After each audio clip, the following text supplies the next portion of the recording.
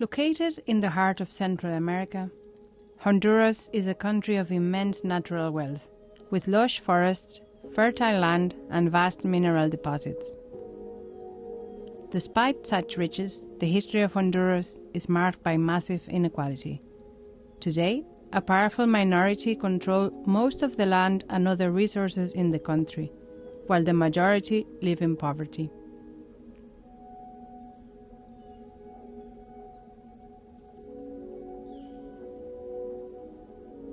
Since a coup in 2009, which overthrew the country's democratically elected president, this inequality has worsened. A succession of right-wing governments have made agribusiness, energy projects, and mining a keystone of the country's economic strategy, putting corporate greed above the needs of the country's poorest people. Large-scale agricultural and mining projects have led to environmental destruction, violent evictions, and the denial of basic human rights. Those most impacted are often Honduras indigenous communities who for centuries have faced discrimination and the dispossession of their ancestral lands. Responding to ongoing abuse by big business, indigenous communities are making a stand in defense of their territories. For this, they are paying a high price. There are few places more dangerous on earth to defend land and the environment. Since the coup, more than 120 people, many of them indigenous leaders, have been murdered in Honduras for resisting land grabs and environmental damage by corporations. But this is only part of the story. The exploitation of natural resources exacerbates another deeply rooted problem in Honduras: the treatment of women. Discrimination against women is pervasive in Honduras. Women are underrepresented in political and economic spheres. Girls face significant barriers to quality education, and there are many obstacles to access proper health care. Most alarmingly, violence against women is rampant. In fact, Honduras has one of the highest murder rates of women in the world outside of a war zone. These problems are intensified, especially for indigenous women, in the context of land grabbing and resource exploitation. As corporations steal and destroy indigenous land, the dangers faced by indigenous women increase, making them particularly vulnerable to displacement, sexual violence, domestic abuse, and further impoverishment.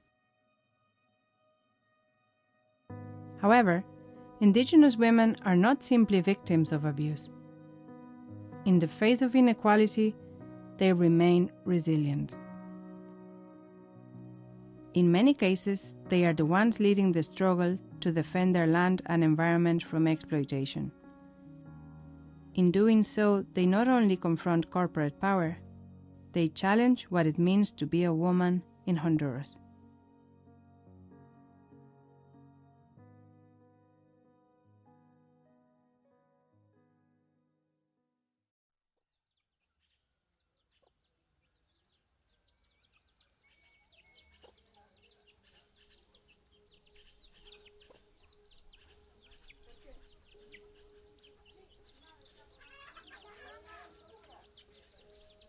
Bueno, como mujer, como madre que soy de 5 hijos, he aprendido muchas cosas a luchar en defensa de nuestro territorio, de nuestros bienes,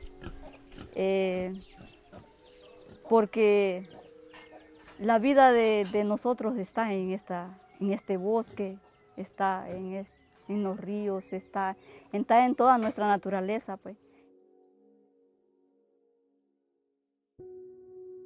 Angela is a member of the Tolupanes people, one of Honduras' most marginalized indigenous communities.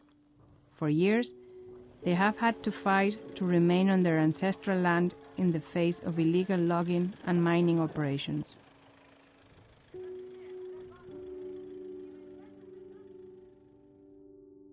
Entonces, nos oponemos a toda esta corrupción que hay en nuestro país.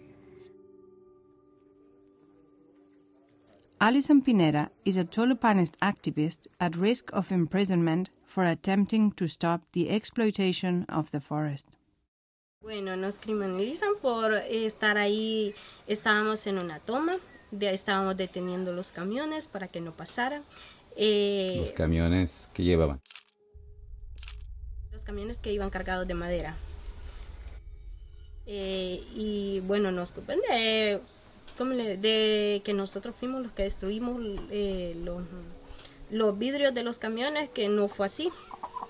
Pero o sea, el Ministerio Público dice que nosotros somos y no fuimos nosotros. Nosotros estábamos en una marcha pacífica porque nunca los hemos agredido a ellos. Al contrario, ellos nos han agredido a nosotros.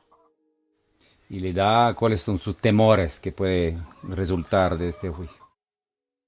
Sí, me da temor porque las leyes son pagadas por empresarios.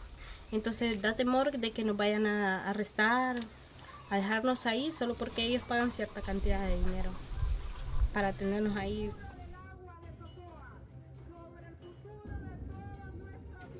Criminalization is only one of the tactics used to silence human rights and environmental defenders.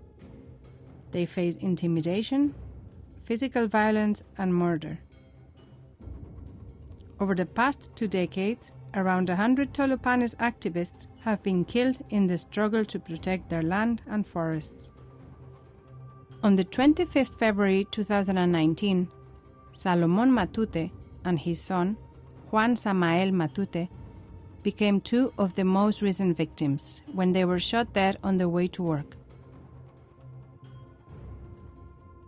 This pattern of intimidation and violence against Tolupanist activists is similar to realities faced by other indigenous communities in Honduras.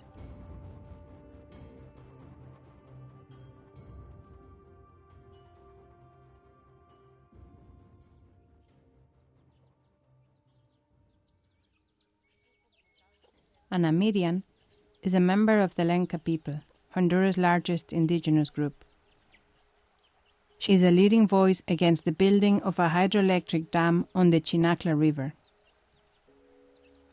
Ana's community have serious concerns about the negative impact the dam would have on their access to water.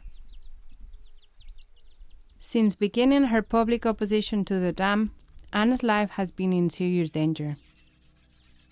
On the 22nd October 2015, she was badly beaten when a group of 30 soldiers, police and armed civilians forced their way into her home. Cuando fue el ataque, bueno, fue un ataque bien difícil porque mis niños los sacaron por la fuerza de la casa, los aventaron afuera. Y a mí me maltrataron, que hasta 11 días estuve en hospitales. Fue la embarazada de la niña hasta que ver si se salvaba a esa niña. Pero vale más la voluntad, porque miren, yo aquí estoy. Entonces nosotros nos hemos propuesto que a lo que los toque defender lo que estamos defendiendo.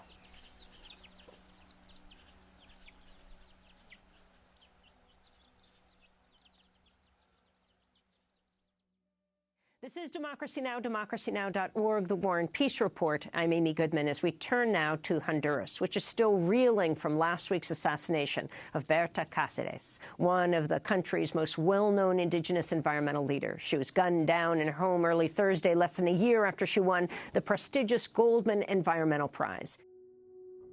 An indigenous Lenca activist, Cáceres was murdered for protesting against the construction of the Agua Zarca Dam on the sacred Hualcarque River.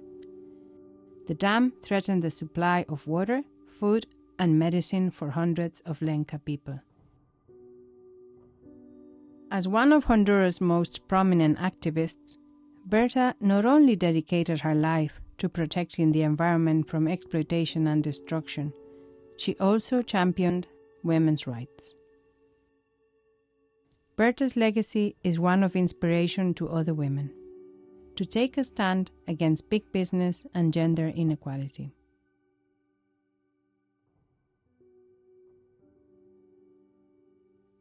Andrea Valladares works for the Honduran Center for the Promotion of Community Development.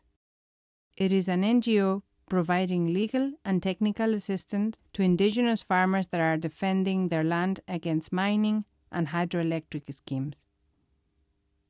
A mí en lo personal, cuando estaba en la universidad, admiraba mucho a nuestra lideresa Berta Cáceres. Su lucha incansable se llevó hasta las últimas instancias.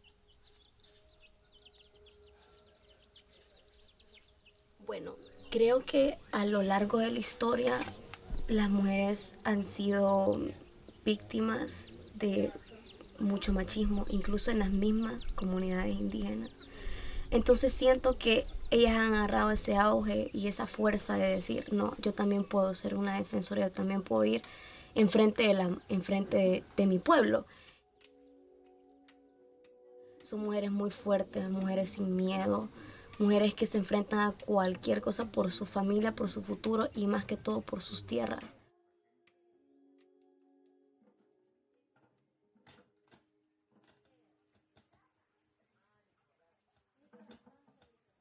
Bueno, yo le diría a otras mujeres que no tengamos miedo.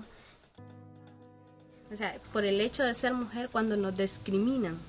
Porque dicen, bueno, esas mujeres deben de estar en su casa buscando qué hacer, haciendo esto. No, nosotras también podemos estar ahí. Y tenemos el derecho de estar ahí.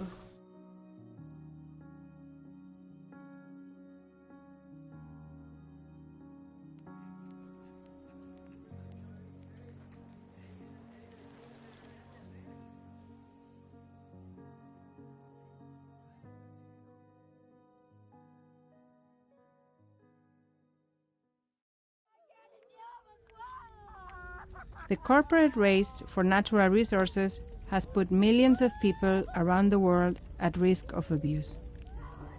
This is especially the case for women from indigenous or ethnic minority communities who often have less secure rights to land.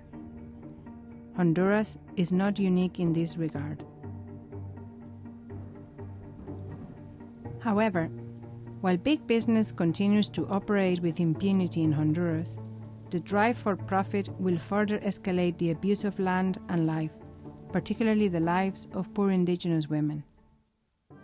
Despite the odds, though, women are making a stand for a more just and sustainable Honduras. In doing so, they face criminalization, assault, and even death.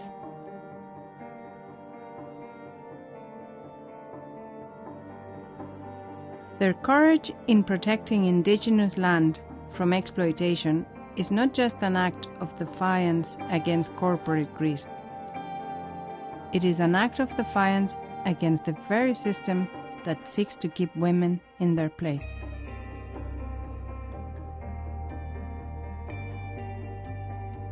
En el futuro definitivamente creo que la mujer va a tomar un rol en Honduras como lideresas y líderes. Ya no podemos ser un presidente, sino que podemos ser una presidenta.